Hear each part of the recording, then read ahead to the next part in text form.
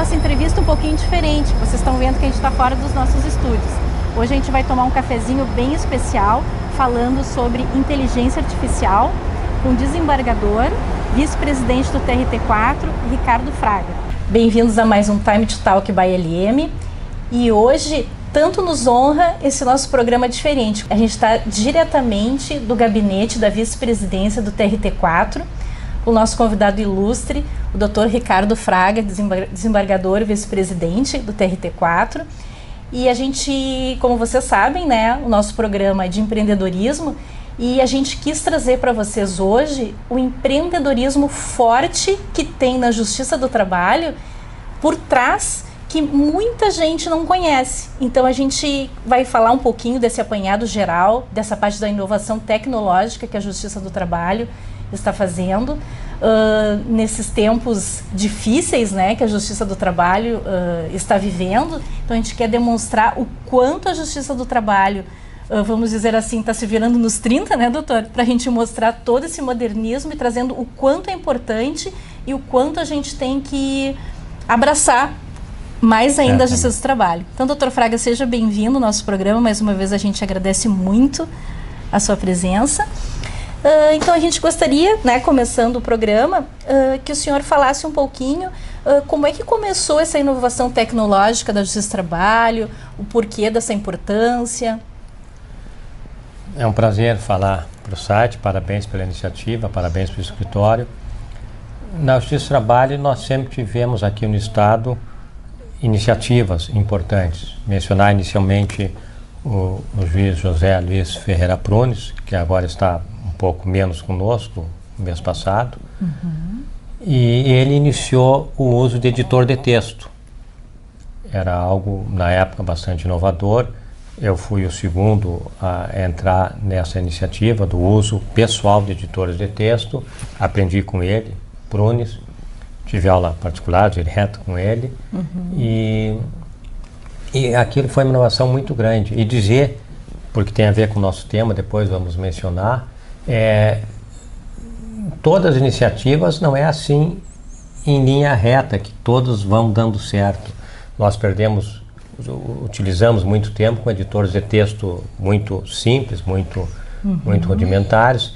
Depois tivemos muito tempo tratando com o WordStar, que era um editor com alguns recursos a mais, mas um pouco lento, e apenas num terceiro momento que abraçamos o Word. Sim. Então eu digo isso para dizer que com toda a inteligência do Prunes, nós inovamos, mas nem sempre se acertava. Ele faz tentativa, né? E é aí que se deslanchou no editor de texto, quando depois, hoje em dia, praticamente todos os juízes usam. É impossível trabalhar sem editor de texto. E essa parte dessa nova tecnologia, queria que o doutor falasse um pouquinho, que alguns falam inteligência artificial, e o doutor conversou um pouquinho comigo nos bastidores, que não é bem assim, né? Alguns usam inteligência artificial, mas outros profissionais dizem que inteligência artificial é quando a máquina aprende, que aí sim é inteligência artificial. O que nós fazemos hoje é semelhante a isso. É o uso de dados em quantidade elevada, dados em quantidade que a pessoa humana teria dificuldade de controlar. Então, o uso, eu colocaria a palavra intensivo, é o uso intensivo, é o uso de muitos dados que nós, né, humanos, temos dificuldade de dar.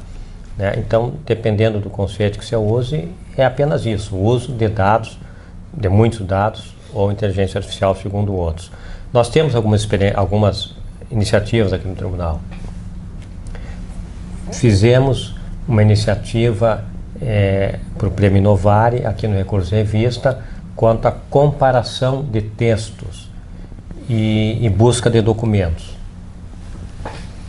Para a comparação de textos, nós já tínhamos alguma coisa nesse sentido. Nosso programa para sessão de julgamento no segundo grau usa um mecanismo, uma ferramenta ali de comparação de texto.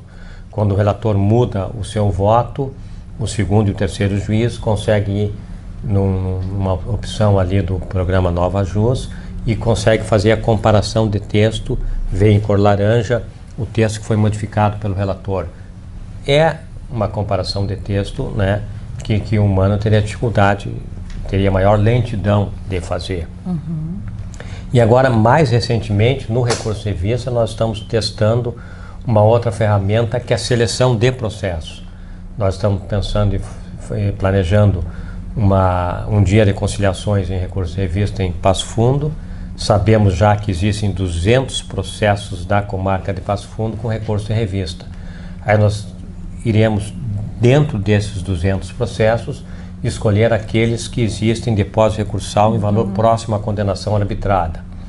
Imagina que se a gente fosse fazer, um humano fosse fazer essa seleção, levaria semanas. Certo. A máquina faz rapidamente, você coloca ali o critério, Passo Fundo, recurso de revista, depósito recursal, valor da condenação próximo, e ele em segundos nos diz que desses 200, talvez metade atende esses critérios. Então, é um uso de dados que a máquina faz com maior rapidez que a pessoa humana. Que excelente. E então essa parte vai ser a fase de teste, e o doutor tem assim uma ideia, de repente, se até o final desse ano ou meados de 2020 já sair da fase de teste e realmente na prática? Não, nós já estamos usando. O que eu digo teste é que por hora a máquina não tem toda a velocidade que ela poderia ter. Entendi. Por exemplo, esses 200 processos que nós vamos selecionar, tem que ter o olho humano em cima, porque às vezes, quando eu falei condenação arbitrada, o olho humano verá que em determinado processo aquela condenação foi arbitrada, mas o valor é muito mais alto. Então tem que haver uma interação da máquina com o homem. Aliás, Cláudio, se me permite uma consideração assim mais abrangente. Claro, doutor.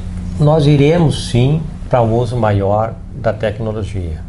Nós iremos sim para a presença maior das máquinas entre nós. Não tenha dúvida disso. O que está em discussão, o que está em debate, o que está em disputa na sociedade é quem fará essas novas regras. Apenas os engenheiros e técnicos da informática ou nós também das áreas humanas? Entendi. O que nós conhecemos como profissional do direito. Então, é essa interação que tem que se aprimorar. Um pouco mais do que aquilo que se dizia antigamente, que o usuário tem que ser ouvido. É o usuário, é o profissional da informática, é o profissional das áreas humanas. Então, nesses exemplos de uso de inteligência artificial ou algo semelhante, na justiça, tem que se pensar nisso. Tem que ter o olhar humano e aceitando e interagindo com os programas de informática. Interessante. Falar também um pouquinho sobre a revista, né? O recurso de revista é basicamente nessas situações que nós estamos usando, porque o volume nosso de processo de recurso de revista é muito alto. Nós recebemos por mês 3.000 processos, 3.000 recursos de revista, e nós temos capacidade para examinar 2.000. Agora, no mês anterior, examinamos 2.400, mas é um número muito elevado. Então, tem que buscar esse auxílio da máquina e das tecnologias de informação, como você diz. Que bacana, doutor. Então tá, doutor. Queria, para a gente finalizar, não sei se o doutor quer falar mais algum tópico referente antes. Existe a nível mundial iniciativas muito avançadas. A China está muito avançada nesse aspecto. Existe até um estudo de algumas municipalidades lá sobre moeda social. O Le Monde Diplomatique de janeiro tem uma reportagem muito interessante sobre a questão do uso da tecnologia na sociedade chinesa. Os Estados Unidos, por óbvio, e a Europa também. Me parece que a França tem avanço nesse sentido. Existiu um encontro internacional da Associação Nacional de Juízes que conheceu algumas inovações na França. Então, China, Estados Unidos e Europa já estão com estudos nessas áreas. Bom, e para finalizar, eu queria que o doutor deixasse uma mensagem para o pessoal que está nos assistindo sobre esses empreendedores que estão começando, os que já estão no ramo, que a gente tem em diversas áreas, o pessoal do direito, peritos, advogados, a gente também tem de outras áreas tecnológicas, enfim, toda pessoa que tem seu negócio é um empreendedor, para nesse momento que a gente está vivendo uma crise que já, nós não estamos naquele momento, doutor?